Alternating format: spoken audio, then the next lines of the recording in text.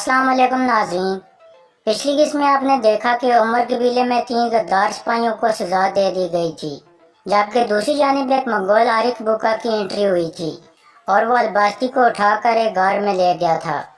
इस किस्त के आगाज में गुंदोगदो अपने बेटे सुलेमान को याद करके दुखी हो जाता है और उसकी आंखों में आंसू आ जाते हैं। इतने में अरतुल साहब वहां पहुंचते हैं और अपने भाई के पास बैठ जाते हैं। गुंदोगदो कहता है, जब भी मैं सुलेमान को देखता था तो तुम दिखाई देते थे। वो तुम्हारी तरह वसीला, लापरवाह और बहादुर था। जब भी मुझे तुम याद आते थे मैं अपने बेटे सुलेमान को देख लेता था, लेकिन क्या किस्मत कि अब वो काली जमीन के नीचे दफन हो गया है। अरतुल साहब कहते हैं, हम बहुत अच्छी तरह से जानते हैं कि अपने प्यारे को खोना कितना तकलीफ दे होता है। मेरे बाबा, हलीमा और बहुत से प्यारों को हमने जमीन में दफन कर दिया। अब हमने एक आखिरी जिम्मेदारी निभानी है जो हमारे पास शहीदों की अमानत है। इसके बाद अगला दिन शुरू हो जाता है। एक मेहमान खाने का मंजर सामने आता है। थोड़ी देर बाद मर्गिन अंदर दाखिल होता है। आरिफ बुका उसे देखकर चौंक जाता है जो बेस बदल कर आया हुआ था। फिर वो दिल में कहता है, मर्गिन तो तुम आए हो। इसके बाद मर्गिन एक मेज पर बैठ जाता है और कुछ खुफिया अल्फाज के बाद वो समझ जाता है कि सामने वाला आदमी बरके खान का जासूस है। फिर मर्गिन आहिस्ता से कहता है, मैं आपको अरतुल साहब के पास ले जाने के लिए यहाँ आया हूँ। खाना खाने के बाद हम रवाना हो जाएंगे, आप मेरे पीछे आना। इसी दौरान आरिफ बुका भी मुसलसल उन पर नजर रखे हुए था। इसके बाद काई कबीले का मंजर सामने आता है।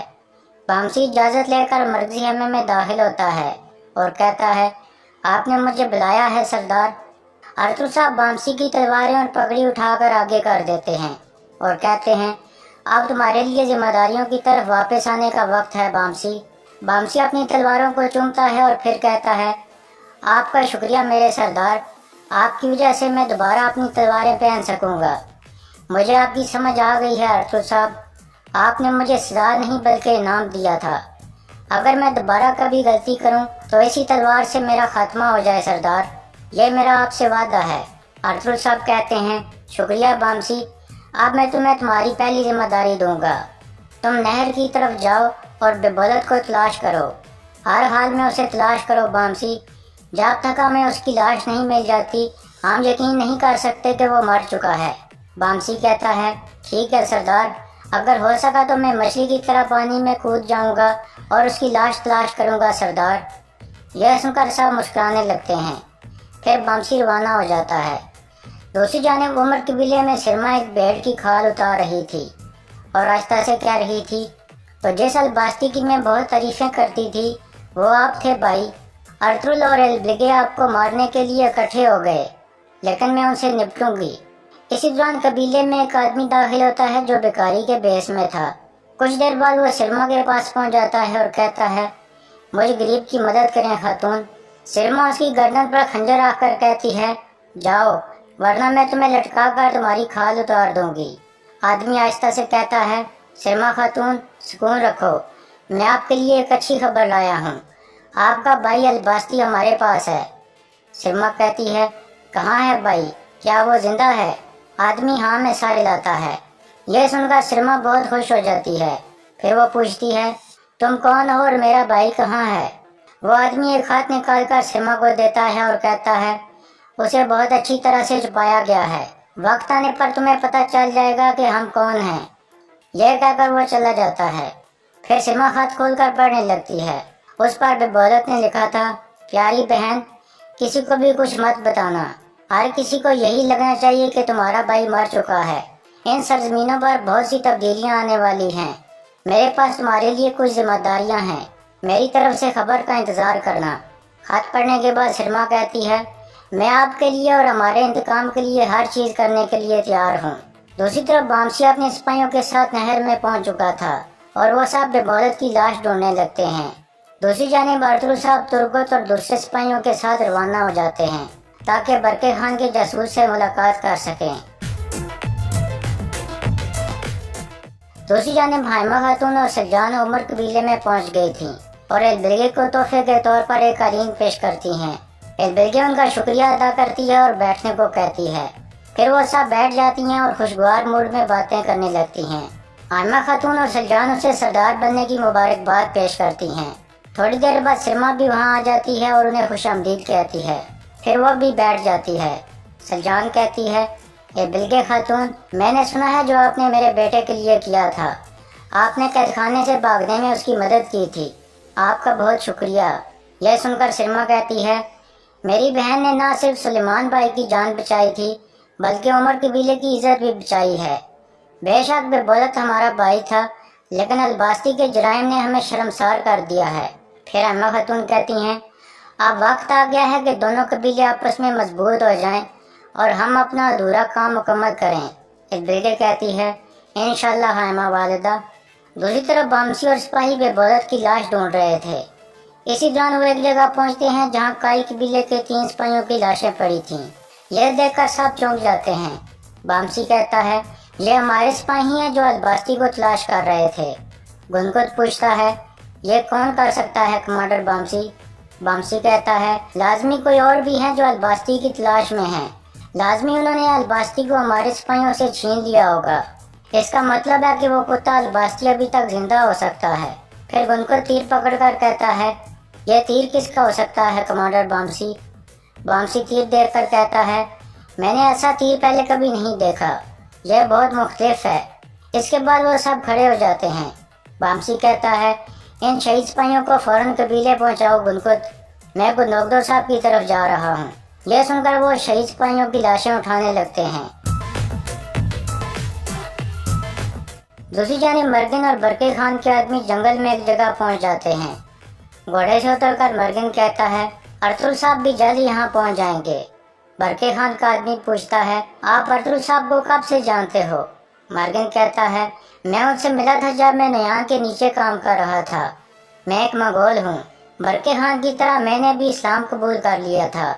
फिर मेरी किस्मत अर्तुल साहब के साथ जुड़ गई। यह सुनकर वो आदमी मुस्कुराने लगता है। इतने में अर्तुल साहब का काफिला भी वहाँ पहुँच जाता है। फिर अर्तुल साहब आगे आकर इस्लाम करते हैं और खुश आमदीद कहते हैं। आदमी कहता है, मेरा नाम तोरम ताय है, मैं बरके खान का जासूस हूँ। इसी दौरान आरिक बुक्का और उसके आदमी भी वहाँ पहुँच जाते हैं और छुपकर आगे बढ़ने लगते हैं।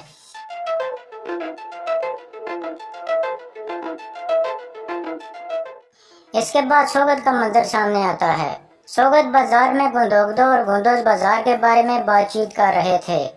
इतने में बामसी वहाँ पहुँचता है और घोड़े से उतरकर गुंदोगदो को कहता है, जब हम अलबास्ती को ढूंढ रहे थे तो हमारे 3 सिपाहियों की लाशें मिली हैं सरदार, और वहाँ से ये तीर मिले हैं जो मेरे लिए बिल्कुल नए हैं। गुंदोगदो गौर से तीरों को देखता है और सोच में पड़ जाता है। दूसरी तरफ बरके खान का आदमी कह रहा था, सुल्तान बैबर्स भी हमारी इस जंग में शामिल हो रहे हैं, इससे बरके खान बहुत खुश होंगे। लेकिन बरके खान एक चीज़ के बारे में यकीन दिलानी चाहते हैं कि तुर्क कबीले मंगोलों के खिलाफ जंग में मुतहद होंगे। अर्तुल साहब कहते हैं, बरके खान को बताना कि हम कभी भी गुलाम नहीं बनेंगे, हम लोगों के आगे कभी हथियार नहीं डालेंगे जो हमारे दीन पर हमला करना चाहते हैं और हमें तबाह करना चाहते हैं। इस मकसद के लिए हम अनातोलिया के हर बहादुर तुर्क कबीले में जाएंगे और उनसे बात करेंगे। इसी दौरान आरिक बुक्का और उसके आदमी आहिस्ता आहिस्ता आगे बढ़ रहे थे।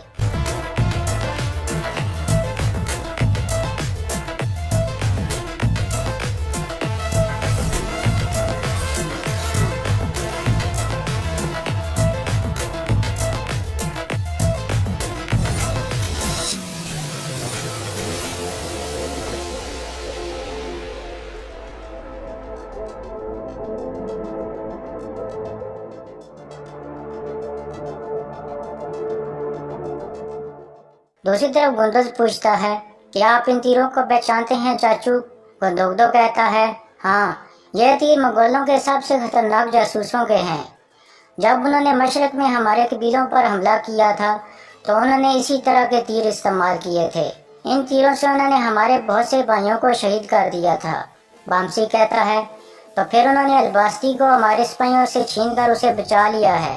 गुंदोगदो कहता है, वो सिर्फ अलबास्ती के लिए यहाँ नहीं आए, लाजमी वो अर्तुल के भी पीछे होंगे और हो सकता है कि वो उस बरके खान के आदमी के बारे में भी जानते हों।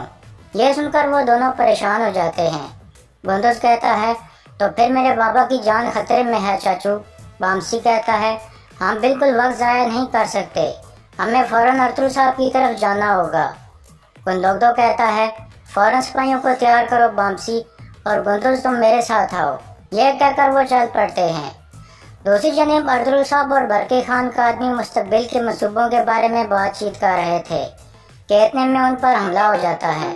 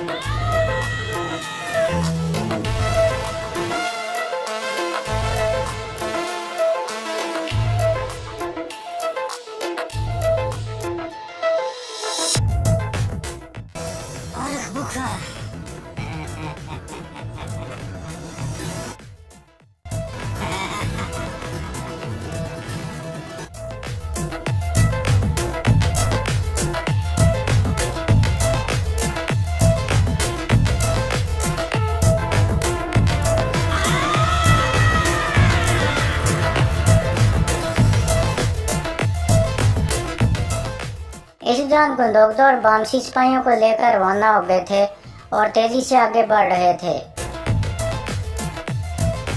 फिर अर्तुगरुल साहब मर्गिन से पूछते हैं, कौन है ये आरिक बुका? मर्गिन कहता है, अनातोलिया में उलागू खान की आंखें और कान ये आदमी है, यह उसका सबसे खतरनाक जासूस है। आरिक बुका कहता है, तोरम ताए, अब तुम और अर्तुगरुल मेरी बात सुनो, या तो तुम लोग हथियार डालोगे या फिर मरोगे।